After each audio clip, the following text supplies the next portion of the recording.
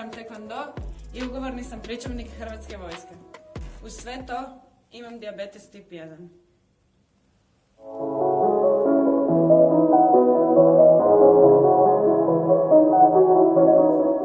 Dijabetes tip 1 ovisan je o inzulinu, a budući da je moj sport usko vezan uz težinske kategorije, to mi ponekad stvara probleme.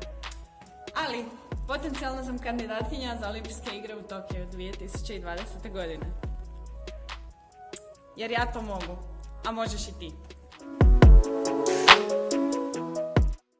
Vjeruj mi, ja znam, prolazim kroz iste stvari, ali to je samo malo višak šećera koji nas čini slađima. I dalje je sve moguće. Moramo krenuti prema suncu.